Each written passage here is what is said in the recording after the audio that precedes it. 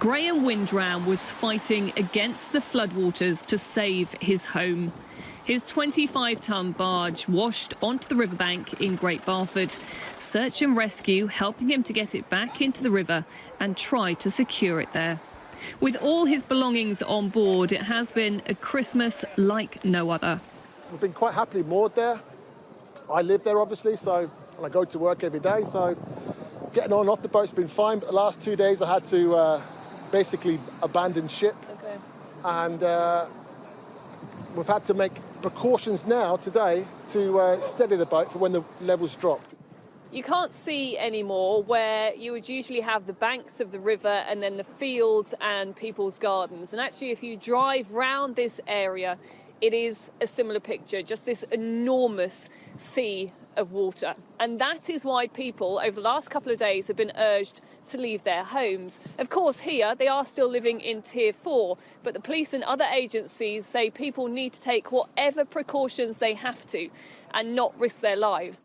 From Christmas Eve, the waters have been rising along this stretch of the River Great Ouse, with 1,300 people urged to leave their homes. One of 3 severe flood warnings in place, with another 2 in Northamptonshire. It was the centre of Bedford that was causing concern first thing. Many say it's not been this bad for over 20 years. On Christmas night, locals dug these trenches to keep the waters back. Jan Schofield lives over the road and says it was like the community spirit of lockdown kicked in once again. Everyone rallied round last night from about 6 o'clock all the way through to 3 o'clock this morning. People, local neighbours were digging the trenches, bringing sandbags.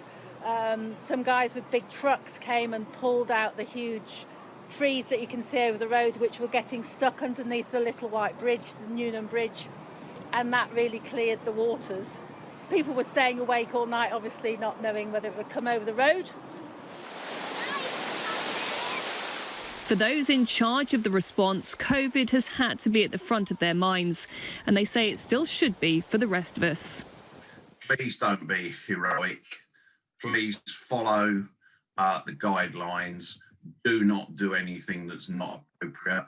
And also, COVID's not gone away. This hasn't just suddenly allowed COVID to disappear. Bedford's figures remain absolutely high.